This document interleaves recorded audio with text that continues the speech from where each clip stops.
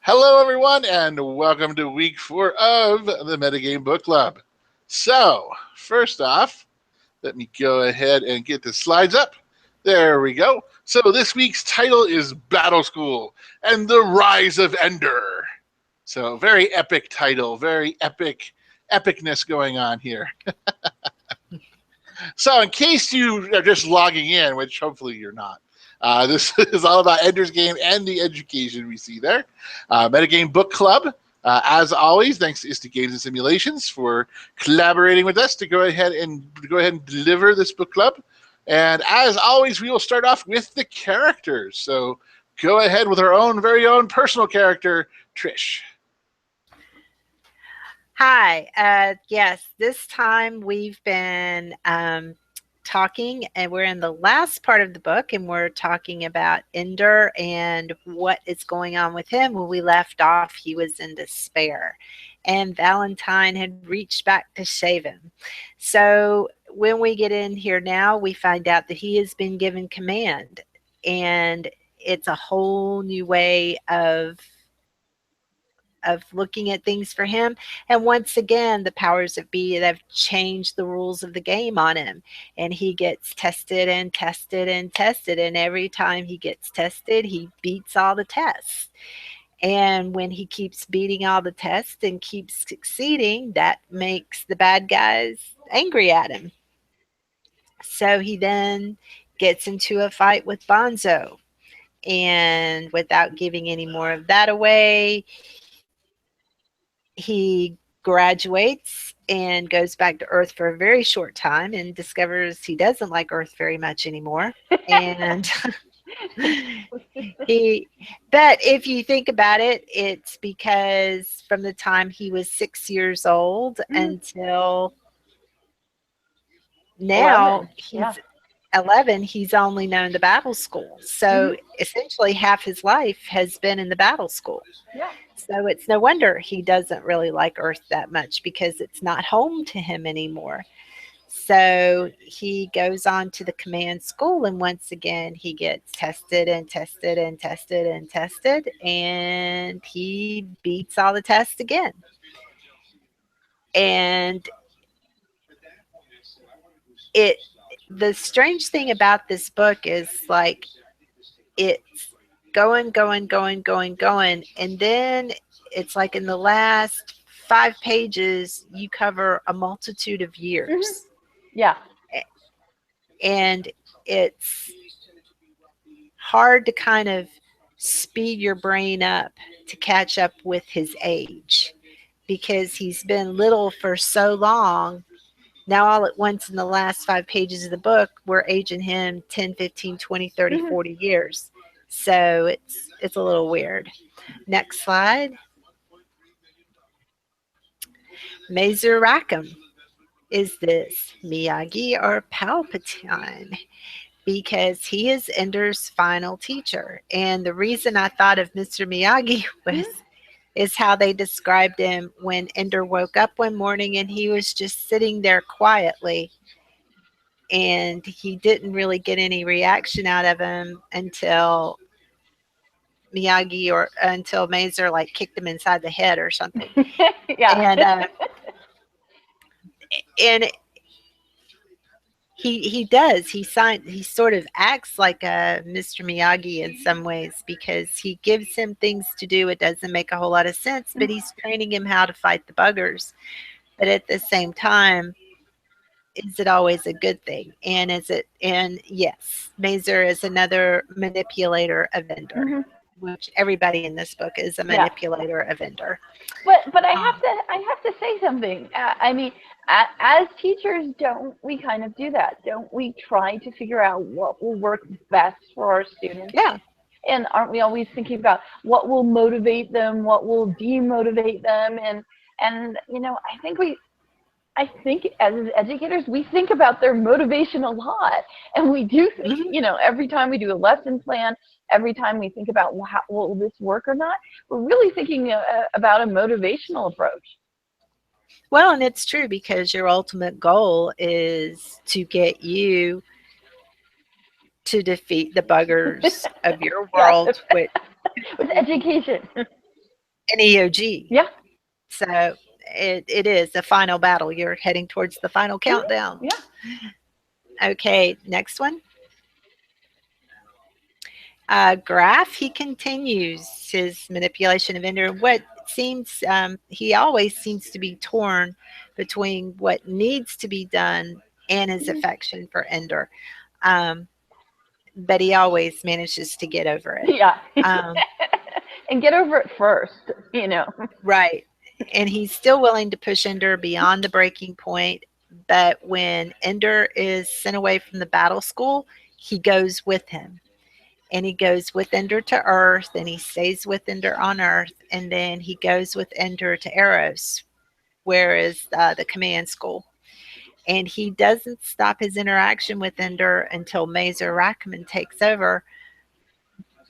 But even then, he's still in the background. He seems to be a presence in Ender's life all the way until after the final battle, until Ender just moves on. And this makes me wonder a bit about like athletic coaches. I mean, how different is Colonel Graf from some athletic coaches that we've heard of? Oh, and also, how about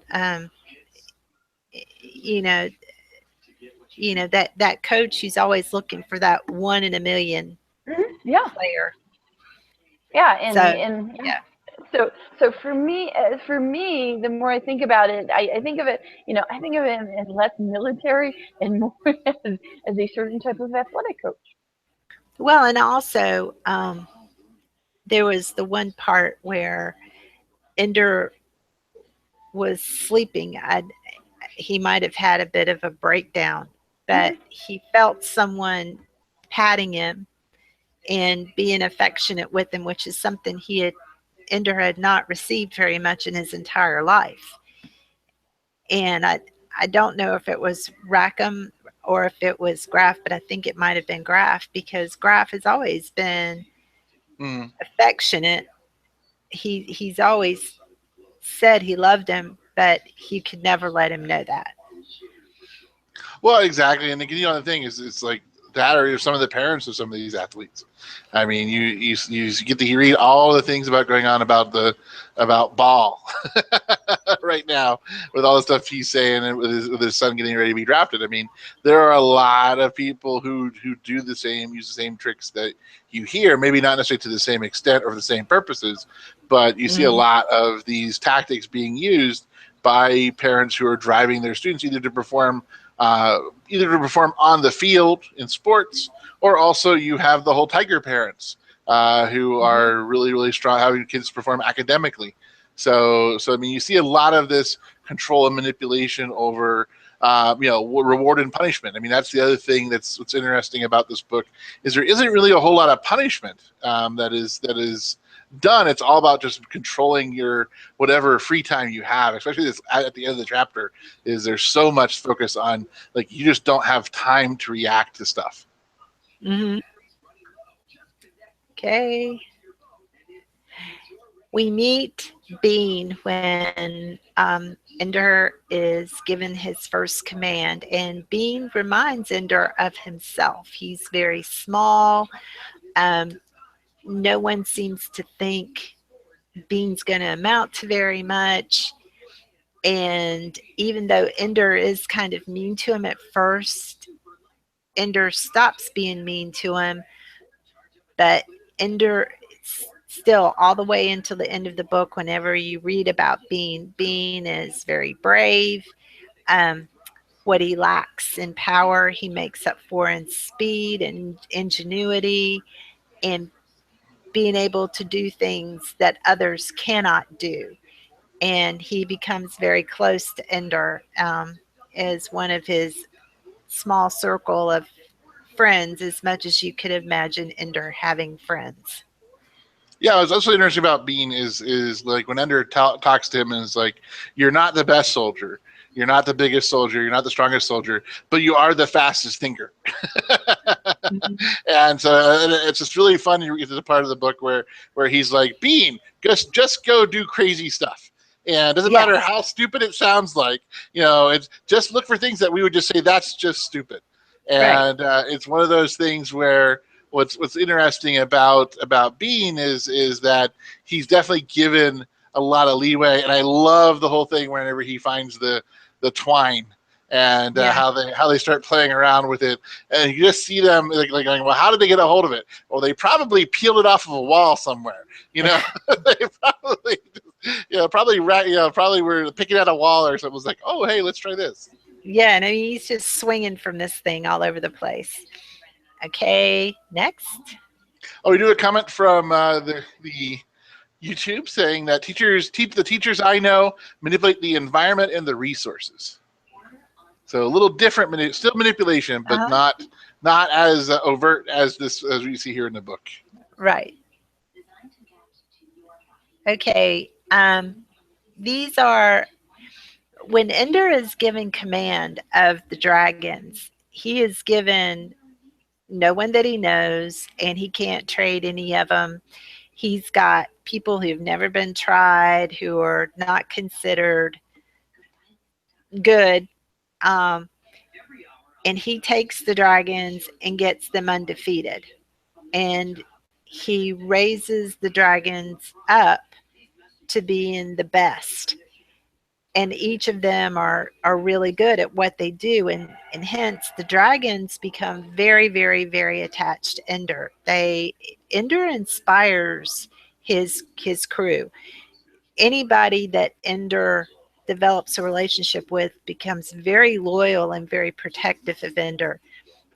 And so the dragons end up being part of what I would consider Ender's friends. Alai, Dink, and Petra are also there. Even when Alai, Dink, and Petra are given their own commands, Ender's dragons beat them. When Bonzo tries to hurt Ender, Dink tries to protect him. And what's really kind of, I guess it was planned by the author, but I still thought it was kind of cool that when Ender does get to command school on Eros, they're all there and they become his core group of fighters. So that when he goes into the battles that he goes into from the command school, he has this group that really he's been training with and training as their leader for multiples of years. So they work really, really well together. Well, also it's interesting they talk about the dragons whenever they have the conversation with Bean and the others that they're like, do you guys realize that all 40 of our dragons are in the top 50? Are ranked in the top 50, and that the best non-dragon person is 17th. Yep. So it's something that's there. I see a comment from YouTube says, is leadership something that has to be taught? I think that's a good question. I mean, there's lots of different schools of thought when it comes to leadership. There's definitely lots of leadership programs out there that definitely definitely one of the core tenets is that leadership can be taught. I think you'd also have your good. But I also think some people are natural born leaders, whereas other people. Mm-hmm. Some people seek leadership, and they're the ones who go to a lot of the leadership courses and go to courses that can be taught. And even from those, there are those who just inherently have the qualities of a leader, and which is not always the characteristics you think about, but a lot of times leadership is also the willingness to put others before yourself.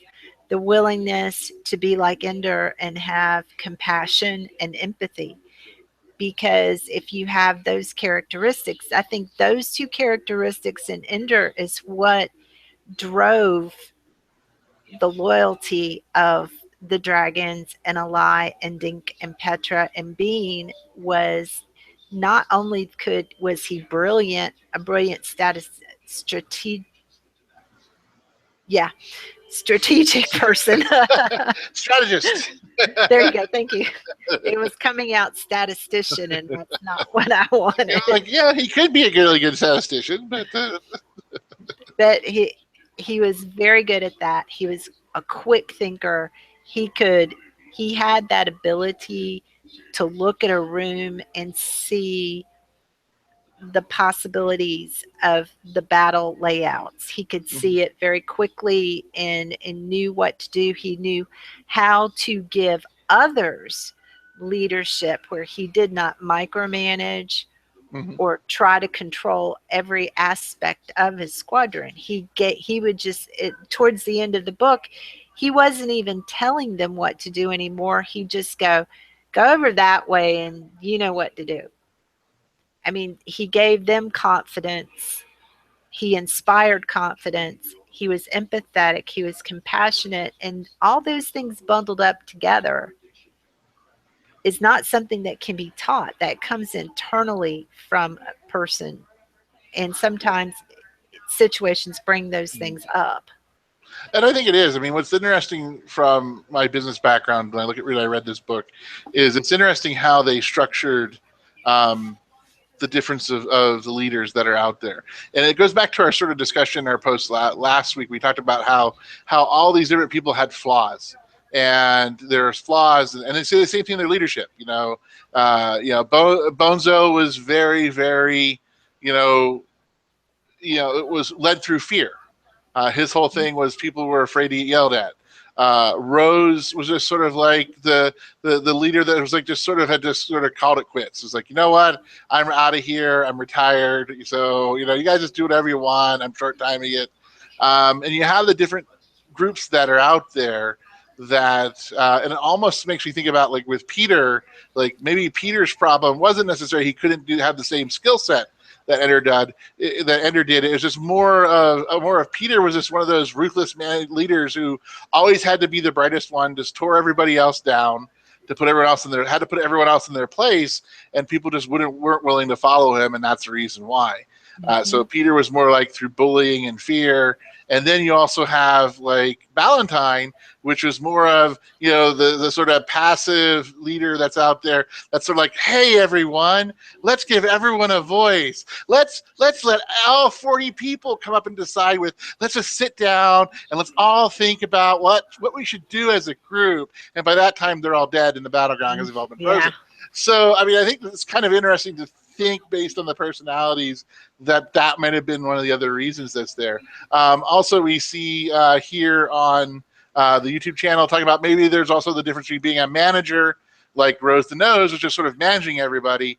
He really wasn't trying to inspire anybody. He wasn't trying to lead anybody. So there's Mhm. that pieces too. And they just Right. posted thinking this could be a good book for leadership training as well. Yeah, it is, especially if you're looking at it from how do you lead a squad or how do you lead people. It's all based on you can get a lot of leadership strategies out of this book. Yes. Okay. Back to Locke and Demosthenes. Valentine is once again sent to Ender. Graf seems to use her whenever Ender has reached a crisis point of almost not. He's been pushed to the point to where you don't know if he's going to be able to fulfill the mission they have envisioned for him. And so if he hits this point, they bring Valentine in because they know that Valentine, the one who truly loves him, the one that he truly loves, he brings her in because, as it's said over and over again, Valentine also is able to manipulate Ender. I mean, when you think about it in life, I mean, we all are manipulated by the ones we love, I guess, because we allow them to get us to do things or we do things for them and in order to get them to perform certain ways. So manipulation is, it seems to me that there ought to be another word for it because manipulation sounds really bad, but I don't. Influence. Yeah. She gets him to go to the command school. Her and Peter are still working away as Locke and Demosthenes, and when it gets to the end of the book, pretty much what Peter has figured was going to happen does happen, Mhm. and he ends up taking over the world. Yeah, and I mean, but if you think about it, I mean, this whole book is about how do you play the game? How do you recognize patterns and how do you react to them? Now, Peter just did that differently. Instead, he went on their version of the internet and looked at everything that was happening. And he really, come on, think about it. He looked at train schedules. Okay, he decided based on the train schedules that obviously the Russians were not going to, if you know, fulfill their promise, and the pact was going to break up. I mean, I think the author could have been a little inspired from like during the Cold War. Troop movements by the Soviet Union were looked at constantly. You know, like are they moving? Are they moving their troops over here? Are they moving closer to East Germany? Are they moving their troops, to Poland? Are they on their normal spring maneuvers, or did they decide not to do them? And military analysts really had to think about that all the time. So, I that's recognizing patterns, exactly what, Peter ended up doing. And see, that's another thing that the Wiccan children were able Mhm. to do.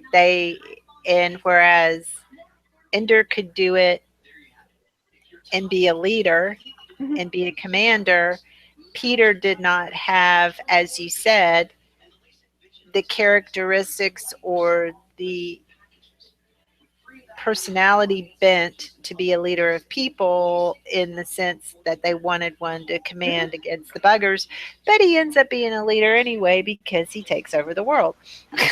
Well, exactly. I mean, that's what you see there with that is definitely what's interesting about the book is how they basically force Peter to think like Valentine, or should say, Peter becomes trained to think like Mhm. Valentine, and how Valentine gets trained to think like Peter by them going the opposite of what their actual Right. personalities are like. It's interesting that it actually has sort of a moderating effect Right. on it. Now, what's interesting about the book is they don't go into how great a leader Peter was. I mean, he could have killed all his opponents, or they disappeared. They found them. They found them pinned to the forest floor someplace. Yeah. But only where Valentine could find them. And so it's one of those things where they don't quite get into that piece there, which they do get a little bit more into it in some of the other books. But what's interesting is it's just like you're sort of like at the end, it just seems like he just sort of starts wrapping everything up, and Yeah. like what's interesting is they get their big revenge on Peter at the end, where it's like, well, we're traveling at near light speed, so we're aging way slower than you are, and so by the time that we reach this colony, you're old. Right. You're like 70. We're in our 20s. Haha. Yeah. So it's kind of interesting to see that, and there is sort of a makeup piece there where Ender agrees to sort of write and speak for Peter once Yeah. Peter when Peter passes. So it's interesting you have that sort of closure there. Very neatly done in 30 minutes or less. No. So it's kind of interesting how they did that. It was. It was like 30 minutes or less. I mean, the last 5 pages of the book covered like 70 years, and Mm-hmm. you sat there reading it and you went, "What?" Uh, and then I had to go back and read it again, and then I even went and checked out the Spark notes on it because it it everything else had gone so slowly up until that point, and then it just whooshed, and I was Mm-hmm. just it was a little hard to catch it. What's interesting about the book is how the chapters just kept getting longer and longer and longer as you Mhm. progress through the book. It was like Yes. your reading level was leveling up as you go through it. So it's like only some chapters were a couple of pages at the beginning, and all of a sudden now it's like you're reading like 60 pages. You're like, really, this chapter's not done yet? You're like, come Right. on. So, but that's one of the interesting pieces about the book, the interesting structure of the book. So now we're going to move into the next section, which is themes. So as always, control and manipulation is basically the name of the game for this book. Isolation. And what's really interesting is sort of the last chunk of the book really delves into the loneliness of power. And that's one of the things that is interesting about whenever you're at the top, whenever you are the executive director, when you are the dean, when you are the president of the company or whatever, is that there is isolation there. You do have, everyone views you as the boss. And that's sort of kind of what one of the things that really hit me about that last chapter is talking about, what happens whenever you have people. It's kind of interesting because Ender sort of progresses through the normal employment cycle that you see. He's the brand new recruit. He's the brand new person in there. And then he goes from department to department, getting promoted.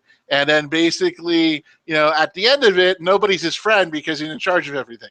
And they're friendly towards him. But really nobody is knowing that they're they all look at him and no matter when it was, whether they're at play, whether they're practicing, whether it's just goofing off in the hallway, they always looked at him as being, the leader, being the commander of their squadron, and not as, another normal child. So it was interesting to see that piece come out. On the YouTube channel, we have isolation and responsibility. Yes, the more responsibility you have, the more isolation you have. And what's interesting is that they didn't bother to try to put Ender, what most people do, what most organizations do, is they make sure that their leaders, basically have a way to find a cohort of peers that they can go ahead, whether through trade associations or through different mentorship programs and things like that. The hook was interesting. The whole description of the hook, the little box that let people that they can only use during the training times, and that only the commanders of each team got to have. And it was and one of the things Ender noticed was that, well, wait a minute, I've been getting around really well without the hook, and so that's an advantage I have over all the rest of the people who are so used to having the hook that's their power. All their power is tied to this device. And guess what? This device, they don't have this device when the battle actually happens. So it was kind of interesting to see he sort of tied himself into that piece. And what's other interesting, of course, the more control and manipulation is that you get Dragon Army, but no trades, no give backs, no cross fingers, no nothing. It's like, he's like, well, if I don't like somebody, and he's like, well, you better be able to work with them. So it's kind of interesting where it really sort of forced that piece there. And Ender took the very great team building approach to going ahead and getting that army up and running really, really quickly, especially whenever it was little. And then again, you see that sort of bleed into the power of Ender when he goes into looking at how do I go ahead and set up these teams. So again, power, just like last week, aligned with control and manipulation. It's exerted by the teachers through basically exerting the environment, the games, the rules, the timing of the event. So really, really focused on time. One of the things you saw a lot about this whole thing was that sleep deprivation. Exhaustion was a lot of that last chapter was all about how exhausted everybody was, how they're still trying to think straight and trying to think clear because they had all this pressure on them. The siblings had their own influence. You had Locke and Demosthenes faction. So you had the two factions that were, no, my candidate's the best. No, my candidate's the best. Rah! And then what happened is that you had the pre-scheduled exile Valentine. He's like, okay, I agree with Peter. I'm going to go ahead and leave now. There's no way that Demosthenes can sort of exist in the current world we've created. So he's going to go self-imposed exile. And also it lets me escape Peter so Peter can't trap me on Earth. So it was one of those things that were there. And then also you see Valentine influencing Ender to resume, as Trish talked about earlier in the character piece. And then going back to Ender, you see, again, the decentralized command. He was really good at going, I'm empowering you to be a leader. Go make decisions. Go lead. And they gave them very small groups. What's interesting is because actually a lot of today's management cycle is saying that most supervisors should not have direct report, more than 5 to 7 direct reports. And if you look at his command structure, none of his platoon leaders had more than 8 people. So, and most of them were in like groups of 5 and different things like that. So what's interesting is that you see that, and this was written back in, back in the day, and you see today's management cycle is actually reflecting some of that. From the YouTube we have, it didn't seem that Ender wanted the power, but he got it and had to deal with it. Yeah, I think he was the reluctant leader. I think he definitely played that trope that he was, the person, the reluctant hero is forced to be a hero. You have to go. You killed my father. Prepare to die. Basically, you had that thing where he didn't really want to do it, but he did. He overcomes his final battle school enemy, Bonzo, and that's basically his graduation. What's interesting about Ender is he does exert power because he's like, nope, not going to do it anymore. I'm taking a time out. And I'm going to go hang out on a raft and kill wasps with my bare hands. And because I like water, because water, it's like weightlessness, but not quite. And then also, again, goes back to that power of the loneliness of command, where basically he is isolated, he is there, everyone's looking for him to make the decisions. Games. So the big theme of games is Calvin Ball. So for those of you that may not remember, there's a wonderful comic strip called Calvin and Hobbes, and one of the main activities of Calvin and Hobbes were playing Calvin Ball. And what Calvin Ball is it's a game. All it has is a ball, and you make up the rules as you go along. And so that's basically what was going on in the games, is that the rules kept changing. Anytime they adjusted to the rules, they changed them again. You also had the Copycat League, where other teams quickly started copying what Ender's group was doing, what Dragon Army was doing, which of course always left them in a state of always constant lag. If you're always copying somebody else, it means you're losing. So that's how you get something to copy. So that's the thing about this there. You have the aggression that expands beyond the battle room. So again, same things we have today in today's sports culture, is that you have people whose aggression on the field extends off the field. And those are things that you see in this book. You also see the big thing of games not being games. So the games are there, and at the very end of the book, all of a sudden the games that he thought they were, the simulations he thought they were, that he was fighting against Mazer, turn out not necessarily to be the case. So you see that bit of a deception there as well. And then lastly, the thing that sort of we spend a lot of time on at the end is sort of this fear / plight of the hero, which is interesting because a lot of the hero stories that are out there really don't deal with this issue of what happens when you have somebody who becomes the hero and is beloved by the entire world, but guess what? He can't be controlled by the existing power structures. So what happens to that hero? We don't want to do that. Well, in the good olden days of yore, it was very simple. That hero came home, and once he outlived his usefulness, they went ahead and they got rid of him. They killed him. So instead what happened is that really with Ender, it was too dangerous to return home. They were too afraid he was going to go ahead and be taken over by somebody. So they're like, sorry, you can't come home. This whole world that you spent your entire life so far, all 9.5 years of them, protecting and fighting for, you'll never, ever be able to see it again. Number one, because your psychopathic brother is now running the whole thing. And number two, nobody wants you there because everyone's going to try to use you as some sort of figurehead to rally to whatever their cause. And so he sort of goes off on his own, and Valentine joins him, and he has his companion with his sister, and they go and they tour the stars looking for a new place and checking out new colonies, because as some of the little spark notes and stuff said, because there's all these really good worlds out there that the buggers used to colonize, but now since they're all dead, there's no use letting all those great new worlds go to waste. You might as well just go ahead and do that. And of course, for anybody who's watched the Alien Covenant, now you know why you don't go to different worlds and planets, because there are other things that are there. So we'll go ahead and we will turn it over to Kay to talk about the educational themes and methodology.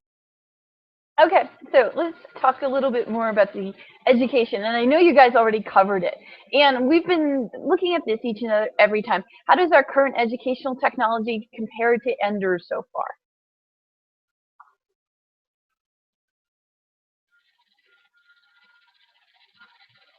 if you could turn the slide. Well, first of all, there's only one game, which I mean, we could make an analogy where with a standardized test mattering and nothing else mattering. Um, but what I really wanted to say when it came to the game, what I really saw, and I want to thank Karen Kirk. This is her image. It is from Flickr, and we're citing it. And our slides, we have the link to it. Thanks for doing that, and then putting it up for Flickr and allowing other people to use it. But it was really close to cold cycle of experiential learning, where you have here's the thing. You have the abstract conceptualization. Ender had to start figuring out what was going on. He did it by watching people's game. And then there was the active experimentation. You saw that each time they trained somebody new when it came to playing the game. Then they had the concrete experience, and then they had to do the reflective observation. And so if you go to the next slide, you'll see here, this is someone else, and we want to thank Julia for this one. But and I love this because this is more sketch noting.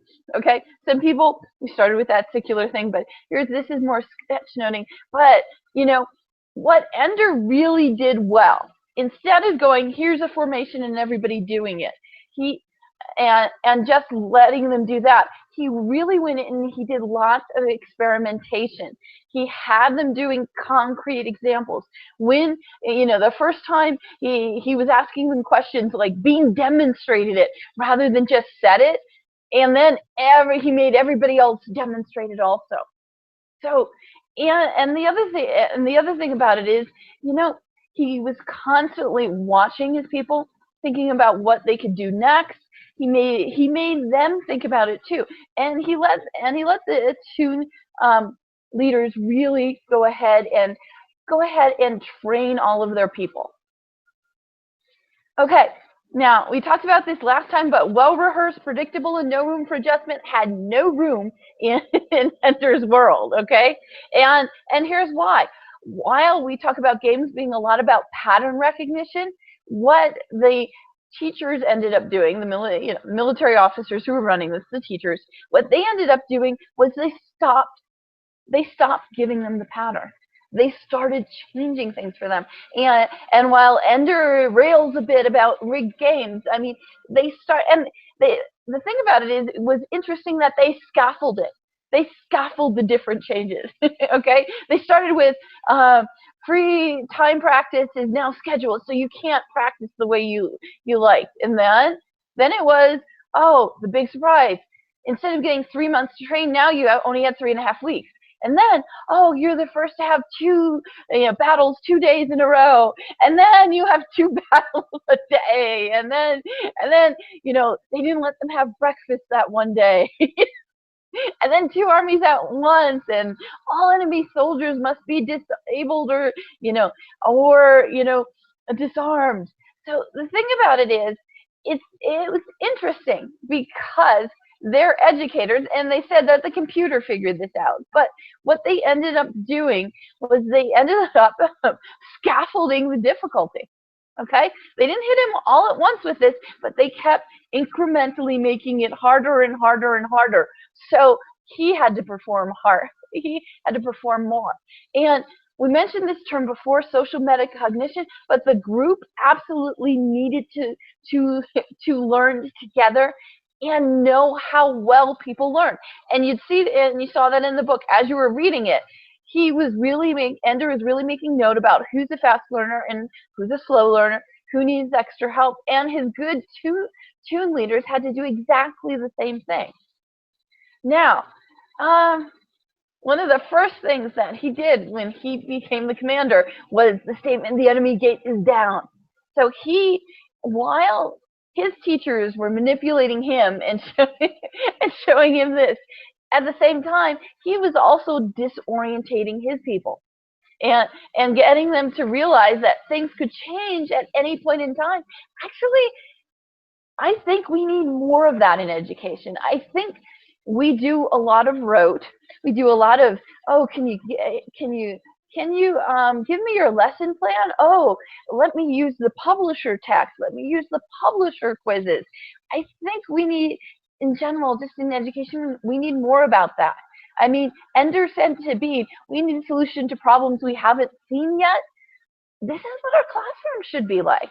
Our classroom shouldn't be like an e-pack from a publisher with 12 chapters with all the assessment already done, without being able to go and do any kind of formative assessment, and giving it out in rote blocks that go one after the other after the other. And this is kind of, I have to say, with competency-based education, while a nice idea to learn some things, competency-based education isn't going to give us a solution to problems we haven't seen yet. And this is, and I know Chris and I have had talks about this, when it comes to the computer science and the programming boot camps, this is some of the feedback that we're getting from industry. People hiring programmers out of boot camps, that they know exactly what they know, but they don't know anything past that. They don't know how to find solutions to problems they haven't seen before. And everything that they've been having Ender do really is a kind of entrepreneurial type of education, where you're constantly looking for the opportunities, the strategies, you're looking at the pattern, but with the realization that that pattern can change at any point in time. So another point I wanted to pull out here is, and this is something that we have in games. We call it the metagame. And that means going outside the actual game to find out information and to figure things out. Now, when Ender was starting to study, he ended up watching all the videos that he could get his hands on. And anything that was with tactics or strategies from their actual armed forces, they wouldn't show in any of the videos. So instead, Ender had to go out and learn from the buggers and study the buggers and figure out what they were doing. What tactics did they use? What information could they glean from him seeing them fight? And when it comes to games and the metagame, we see this a lot on YouTube, on Twitch, and lots of other places where gamers, when they are going ahead, and whether it's player versus player or player versus environment, they will watch lots of videos at how other people have played the game, so that they can learn, by watching, what little twist or what little tweak that they can go ahead and do. So it was interesting that the book discussed that. It didn't go into maybe as much detail as we normally talk about when we talk about the metagame, but it was still there. Now, this is where it gets interesting. Hard fun. Okay, so what they were really doing with Ender was it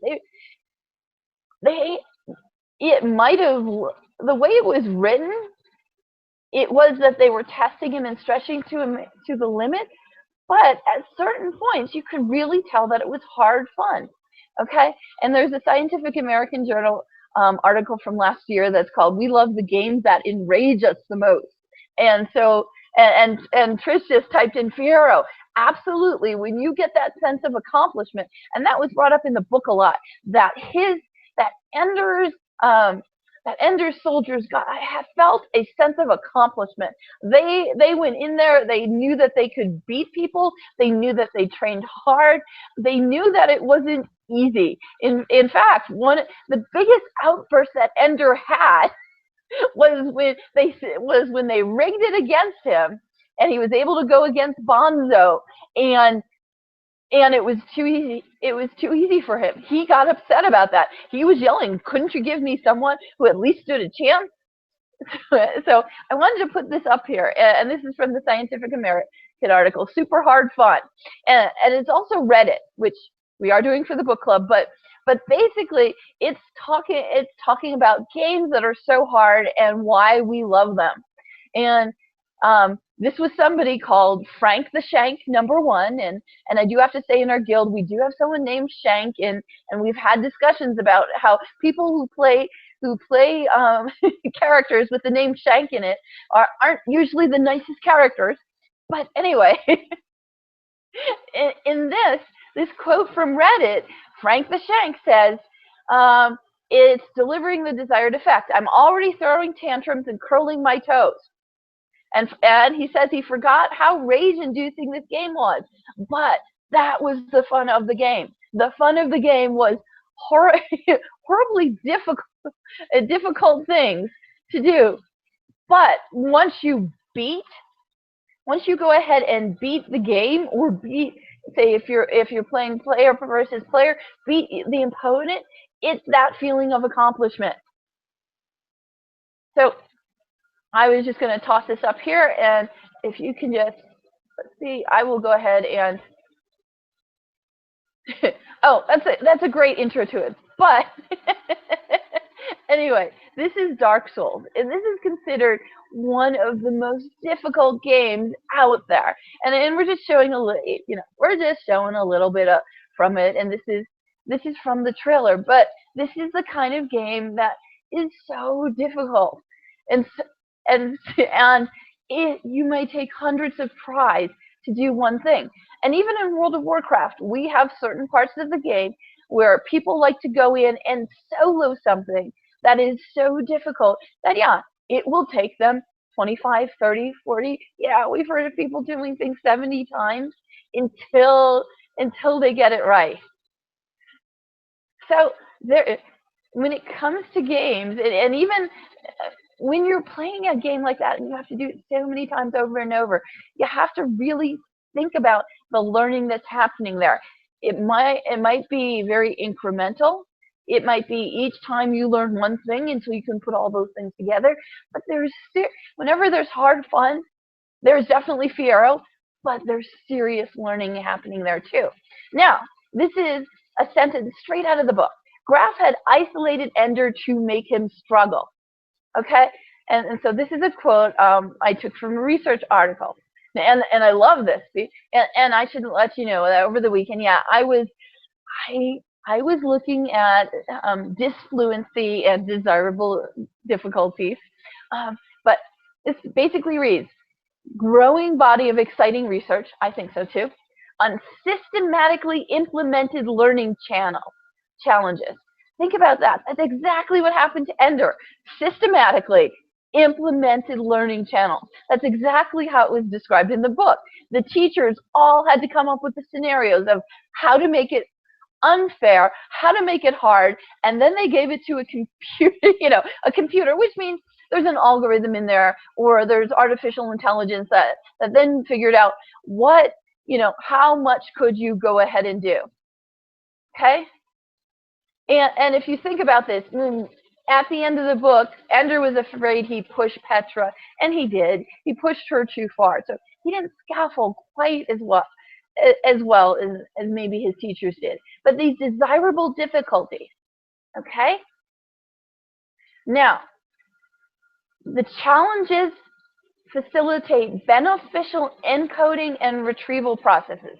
Now, the research that's being done, that's being quoted here, is on things like language and reading and fluency, and isn't on games.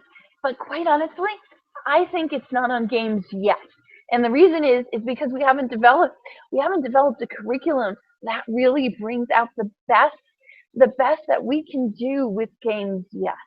I think the military has developed this when it comes to simulations, but as far as games, I still think we're treating them like they're tinker toys.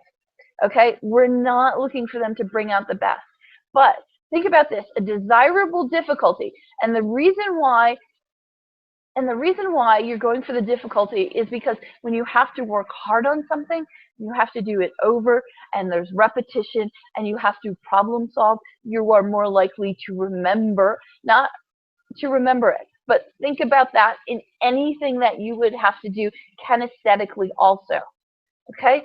So the idea is durable learning improvements later on. So there's another school of thought that talks about cognitive load and says don't make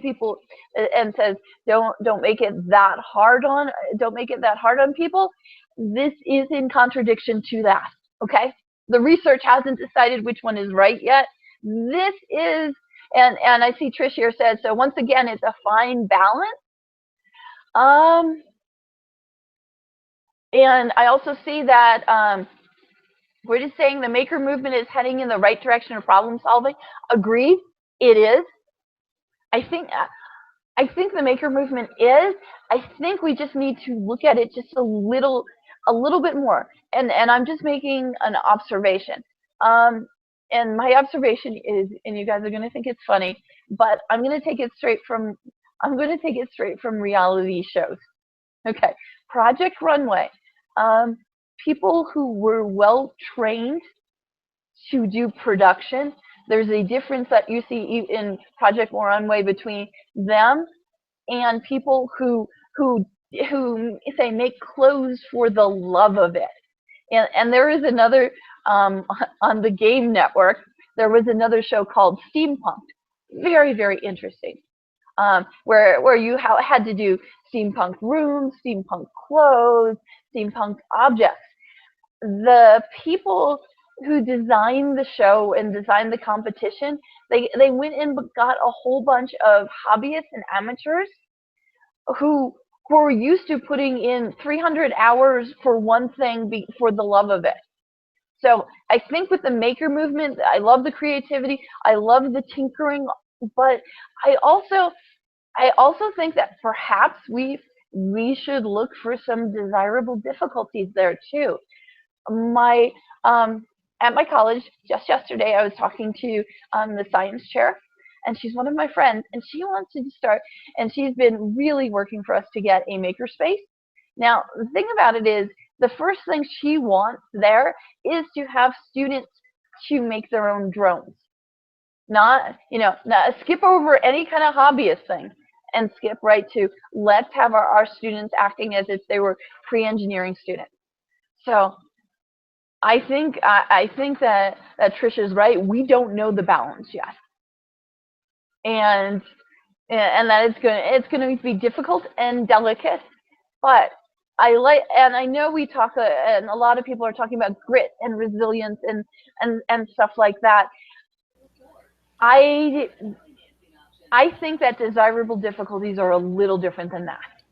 Yeah, I have a good example for that, and that my coding club kids. Mm-hmm. We were doing really well where they were working on the hard fun, working with Arduinos and building circuits and slowly scaffolding up the circuits where they'd make more complicated circuits. But then we brought in a robot they were building that had a sensor on the end, and the combination of the code plus putting the little cart together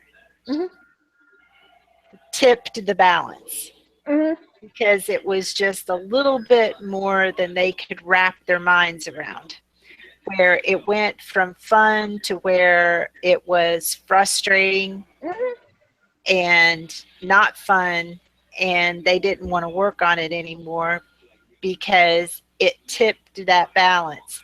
Because you scale up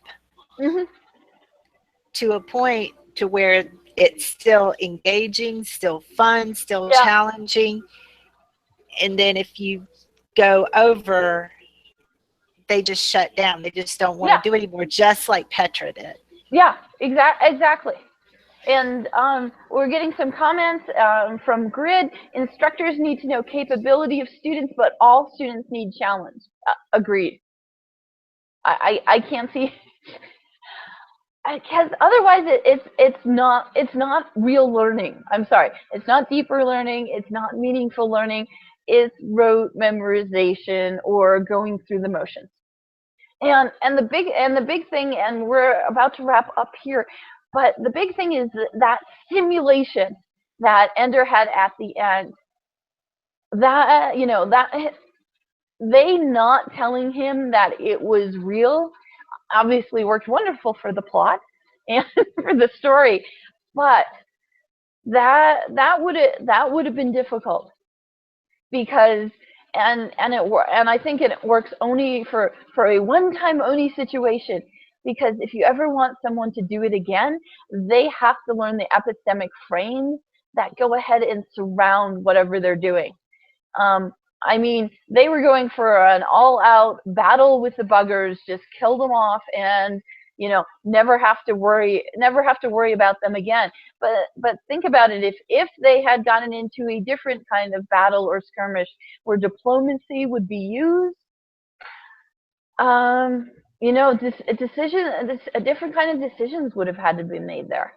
So they're telling them that it was only a simulation. I think only works once. And so now we're going to put more questions up in we're going to go ahead and put more questions up in Reddit. And the thing about it is some of them will be on of course Val and Peter, because of all the things happening on the internet right now with us, and more reports on the Russians. We will be asking you, what was your favorite quote from Ender's Games, as always.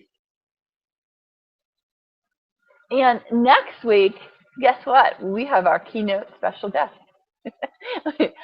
As she's known, Lyra Lobo will be coming, and she will be talking about her experiences with ed simulations, and also her experiences in working with military simulations.